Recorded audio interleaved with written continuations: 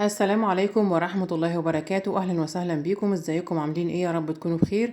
أنا سماحة عياد ودي قناتي لتعليم الكروشيه. إن شاء الله في حلقة النهاردة هنشتغل مع بعض بوك صغير للفكة وللكروت أو محفظة صغيرة بطريقة سهلة جدا وبسيطة. إن شاء الله تنفذوها معايا بكل سهولة. اتمنى ربنا يوفقني والفيديو النهارده يعجبكم وتستفادوا منه. لو عجبكم الفيديو اعملوا له لايك وشير، واكتبوا لي في التعليقات رايكم ايه في المحفظه وبتشاهدوني من اي بلد. ولو لسه اول مره بتشوفوني وحابين تتابعوني يسعدني اشتراككم في القناه، فاشتركوا وفعلوا الجرس على الكل عشان يوصلكم اشعار باي فيديو جديد انا بعمله. ويلا بينا على طول نروح على الشرح ونشوف هنشتغل ازاي.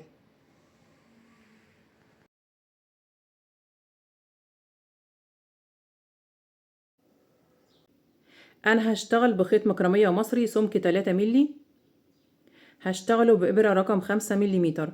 تقدروا تشتغلوا بأي نوع خيط يكون مناسب مع الإبرة المناسبة ليه، وتشتغلوا بنفس الطريقة اللي أنا هشتغل بيها معاكم النهاردة. وتقدروا كمان تكبروا المقاسات أو تصغروها حسب المقاسات اللي انتوا عايزينها.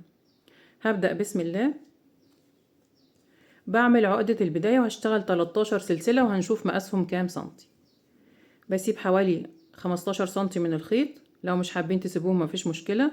وبعمل عقدة البداية بالطريقة دي كده، وبشتغل 13 سلسلة.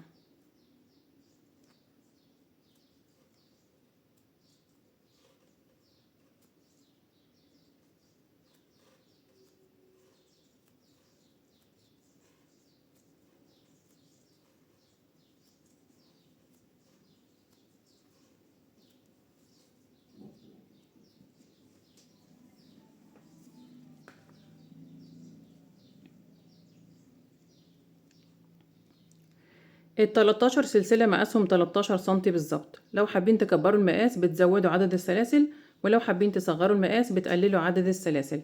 بعد كده برتفع سلسلة وبحسبها ارتفاع لغرز الحشو اللي انا هشتغلها. بسيب السلسلة الارتفاع وبرجع على ال13 سلسلة اللي قبلها وبشتغل غرز حشو. الجنب الاول هشتغله في الحلقة الخلفية لحرف الفي. السلسلة ده وش السلسلة عندي حرف في كده او شبه حرف في. الامامية الحلقة الامامية اللي قدامي والخلفية اللي ناحية ورا. هشتغل الجنب الأول على الحلقات الخلفية للسلسلة، والجنب التاني على الحلقات الأمامية للسلسلة. هشتغل على فتلتين. يعني ايه هشتغل على فتلتين؟ هاخد طرف الخيط اللي أنا سبته ده وبحطه كده وبشتغل عليه الجنب الأول مع الحلقة الخلفية لسلسلة البداية، وبعد كده بلف وبشتغل على الحلقتين الباقيين من السلسلة للجنب التاني. معايا لف على الإبرة، بفوت السلسلة الارتفاع وبدخل في أول سلسلة بعدها هنا. بدخل كده بالإبرة بتاعتي في منتصف حرف الفي تحت الحلقة الخلفية، وباخد معايا كده طرف الخيط بتاع البداية. يبقى أنا كده معايا طرفين من الخيط الخلفية للسلسلة وطرف الخيط بتاع البداية، بسحب الخيط منهم. اتكون معايا حلقتين على الإبرة، 1 2. بسحب الخيط من الحلقتين مرة واحدة. دي كده طريقة غرزة الحشو عشان الناس المبتدئين. بحط علامة في أول غرزة عشان أعرف بداية السطر ونهايته، لأن هشتغل بشكل حلزوني داير ما يدور من غير ما نقفل بمنزلقة. بعد كده بكرر على كل السلاسل وبشتغل في كل سلسلة غرزة حشو واحدة تحت الحلقة الخلفية للسلسلة مع طرف الخيط بتاع البداية لحد ما اوصل آخر سلسلة هنا عند خيط البداية. بنفس الطريقة بدخل في السلسلة التانية في منتصف حرف الفي تحت الحلقة الخلفية، وباخد معايا طرف الخيط بتاع البداية وبسحب وبشتغل غرز الحشو.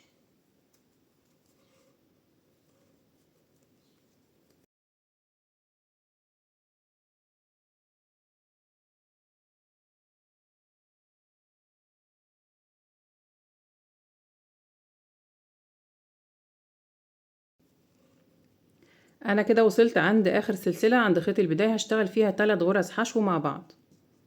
بدخل كده تحت الحلقة الخلفية ومع طرف الخيط بتاع البداية وبشتغل الغرزة الاولى، التانية، التالتة. يبقى انا كده في السلسلة الاخيرة اشتغلت 3 غرز مع بعض. هيبقى الشكل كده. بعد كده بلف الشغل وهرجع على الجنب التاني وهشتغل زي ما اتفقنا تحت الحلقتين الباقيين من سلسلة البداية، الحلقة الأمامية والحلقة اللي تحت اللي هي حلقة ظهر السلسلة تحت طرفين من الخيط. زي ما اشتغلت الجنب الأول على طرفين من الخيط هشتغل الجنب التاني على طرفين من الخيط. بدخل مع كل غرزة في نفس المكان وبشتغل معاها غرزة.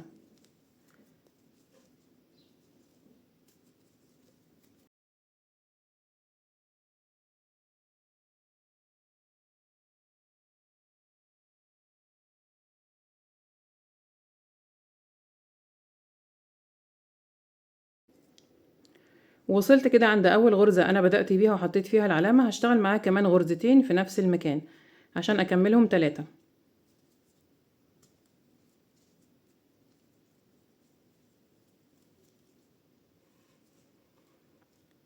دي كده اخر غرزة، 1 بشتغل معاها 1 2. كده انا خلصت السطر الاول، اشتغلت 28 غرزة حشو. انا بدأت ب13 سلسلة، ال13 سلسلة اشتغلت 13 غرزة في الجنب الاول و13 غرزة قصادهم في الجنب التاني، وهنا في المنتصف غرزة وفي المنتصف غرزة. هعيد لكم تاني، اشتغلت على 13 سلسلة في الجنب الاول، في المنتصف هنا 11 غرزة، وقصادهم في الجنب التاني 11 غرزة، والسلسلة دي اشتغلت فيها 3 والسلسلة دي اشتغلت فيها 3، يبقى 11 و11 22 و6 28 غرزة حشو. بعد كده هبدأ السطر التاني مباشرة. قبل ما أبدأ بسحب طرف الخيط ده عشان أريحه تحت الغرز، وبقص الجزء الزيادة. كده أنا نضفت خيط البداية وثبت الشغل بتاعي. هبدأ السطر التاني مباشرة من غير ما أقفل بمنزلقة زي ما اتفقنا، هشتغل بشكل حلزوني داير ما يدور. بشيل العلامة من الغرزة الأولى وبدخل تحت الحلقتين في الغرزة كلها تحت حرف الفي، وبسحب الخيط. اتكون معايا حلقتين على الإبرة، بسحب الخيط وبطلع من الحلقتين. كده أنا اشتغلت أول غرزة حشو في السطر التاني، بحط فيها العلامة وبنقل العلامة معايا في كل السطور لحد ما أخلص شغل عشان أعرف بداية السطر ونهايته. بعد كده هشتغل في كل غرزة غرزة واحدة من غير أي تناقص أو تزايد على ال28 غرزة اللي معايا، وبرتفع بالشغل بتاعي. الشغل كله بعد كده هيكون تحت الحلقتين، يعني تحت حرف الفي. بدخل في الغرزة كلها هنا كده تحت الحلقتين، يعني تحت حرف الفي، وبشتغل غرز الحشو. كده انا اشتغلت اول غرزة، بشتغل الغرزة التانية بنفس الطريقة كده 2 3 4. هكمل بنفس الطريقة، بلف على الغرز كلها، بشتغل في كل غرزة غرزة واحدة تحت الحلقتين، يعني تحت حرف الفي، لحد ما اوصل اخر السطر التاني قبل العلامة.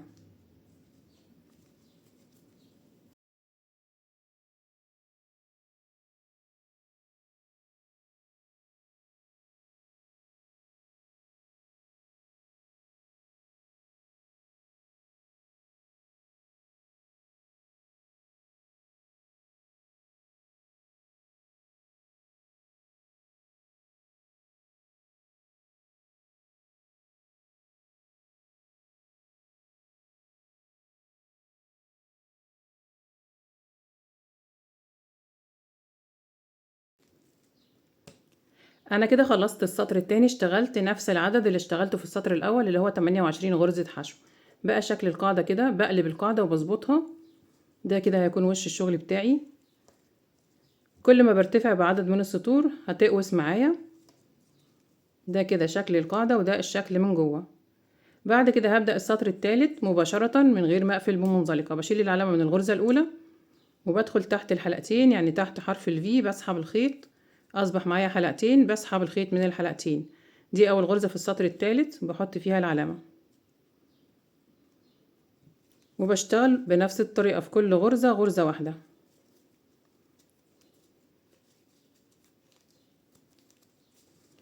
هكمل كده بنفس الطريقة، بشتغل في كل غرزة غرزة واحدة، وبلف على السطر كله لحد ما اوصل اخر السطر التالت. بشيل العلامة وببدأ السطر الرابع مباشرة، وهكذا. وبرتفع بالشغل بتاعي بشكل حلزوني داير ما يدور على ال28 غرزة. برتفع بعدد من السطور لحد ما اوصل للمقاس المناسب، وارجع اقول لكم انا اشتغلت كام سطر، ونشوف المقاسات مع بعض كام سنتي.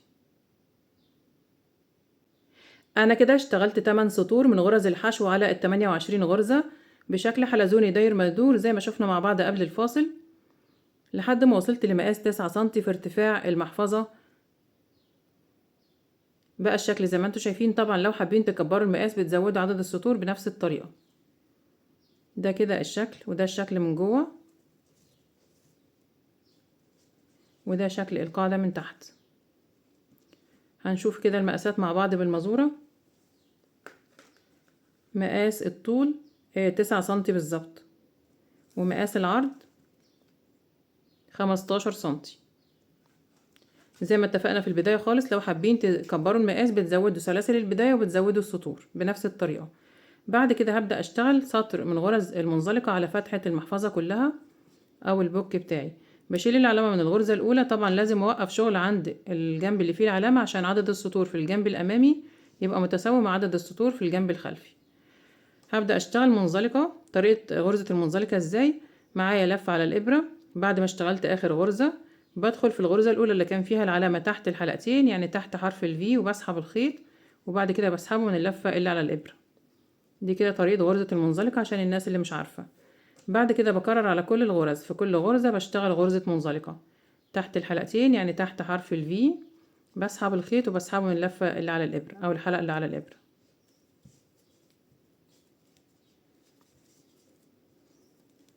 غرزة المنزلقة بنبروز بيها الشغل بتاعنا. غرزة المنزلقة بنبروز بيها الشغل بتاعنا، بيبقى شكلها حلو جدا، بتبقى قدام كده في الشغل من قدام، وبتدي سمك للسطر الاخير بتخليه عريض شوية.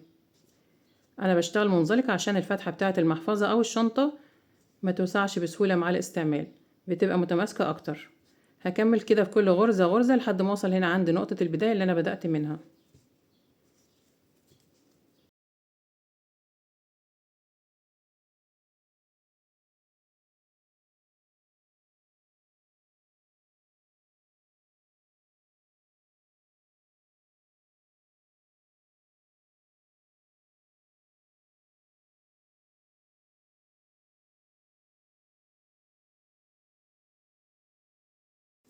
وصلت كده اخر سطر المنزلقة عند نقطة البداية اللي انا بدأت منها.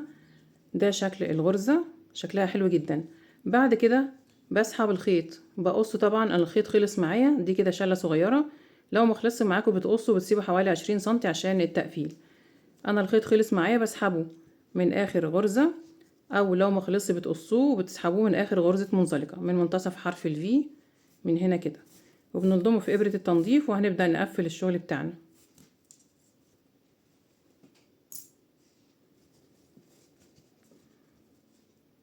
طبعا واسعة جدا من جوه وشكلها حلو جدا وسهلة وبسيطة زي ما شفنا مع بعض من خلال الشرح. هلضم الخيط في إبرة التنظيف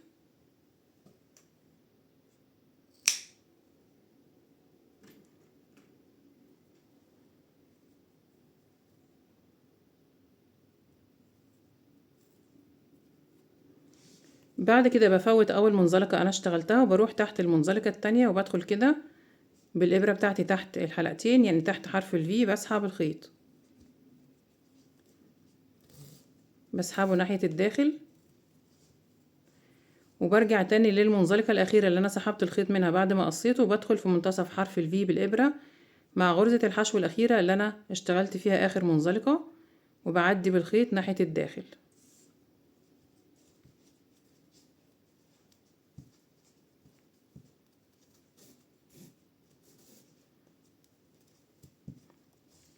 كده أنا عملت غرزة حلت محل المنزلقة الأولى اللي أنا فوتها تحت.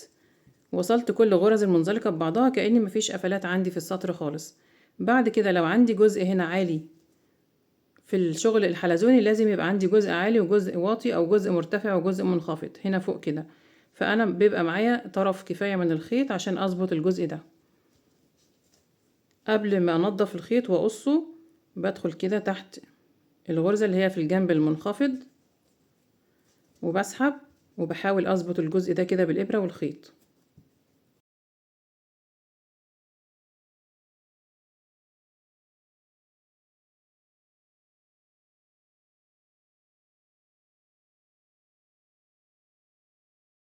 كده انا ظبطت الجزء ده خليته متساوي. بعد كده هنضف الخيط الزيادة تحت الغرز من جوه، بدخل كده بالإبرة بتاعتي تحت الغرز بتاعت الحشو من الداخل وبنضف الخيط الزيادة. هنضف كده الجزء الزيادة ده واقص الطرف الزيادة ونرجع نخيط السوستة مع بعض.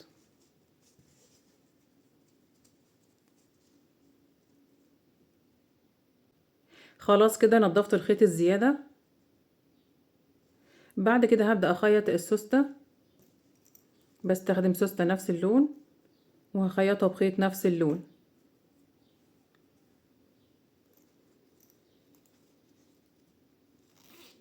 بفتح كده وبظبطها، بسيب حوالي 2 سنتي هنا و2 سنتي هنا. طبعا دي سوستة بالمتر بجيبها، بقص منها زي ما انا عايزة. هلسع بس الاطراف دي عشان ما تنسلش. تقدروا تستخدموا سوستة جاهزة بالمقاسات اللي انتوا عايزينها، بس انا بفضل اجيب دي بالمتر كده من محل الخامات او الاكسسوارات، وبقص منها بالمقاسات اللي انا عايزاها. بجيب 5 متر مثلا من كل لون عشان انا ما بشتغل كتير. هبدأ اثبت الخيط هنا الاول.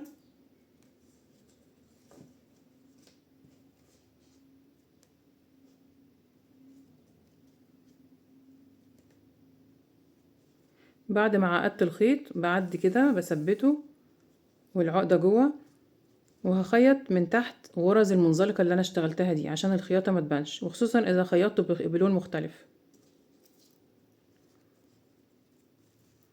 بسيب كده 2 سنتي هنا، وببدأ اخد الطرف الاول وبحط كده على اخر سطر انا اشتغلته بالشكل ده. بخلي طرف السوستة فوق كده على اخر سطر وابدأ اخيط.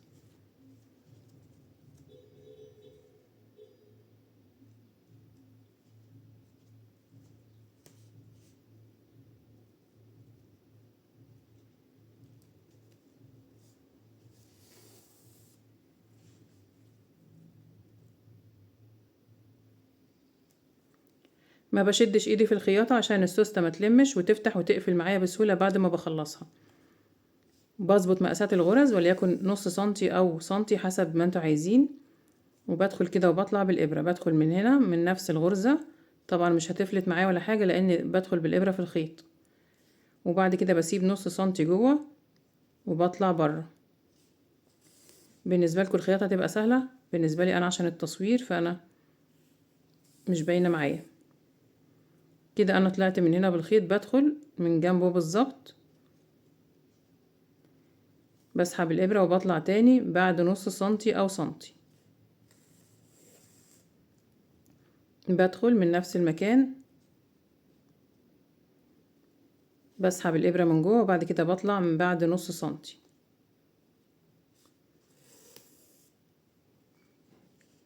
هكرر بقى بنفس الطريقة لحد ما اوصل هنا. بثبت طرف السوستة من هنا، بثبته كويس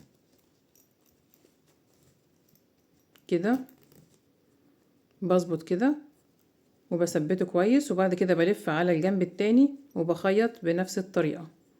بظبط كده طرف السوستة على اخر سطر انا اشتغلته وبخيط لحد ما اوصل هنا كده عند نقطة البداية.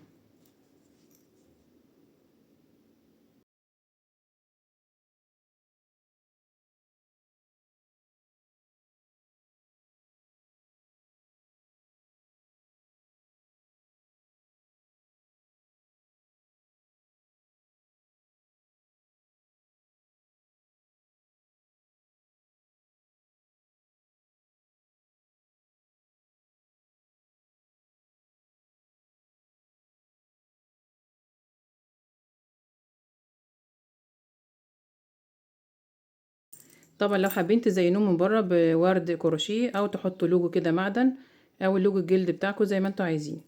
بكده نكون خلصنا المحفظة بتاعتنا وخلصنا حلقة النهاردة. اتمنى يا رب يكون الفيديو عجبكم تكونوا استفدتوا منه. لو عجبكم الفيديو اعملوا له لايك وشير، واكتبوا لي في التعليقات رايكم ايه في المحفظة وبتشاهدوني من اي بلد. ولو لسه ما اشتركتوش في القناة اشتركوا وفعلوا الجرس على الكل عشان يوصلكم اشعار باي فيديو جديد انا بعمله. وان شاء الله نتقابل في فيديو جديد، وشكرا لكم والسلام عليكم ورحمة الله وبركاته.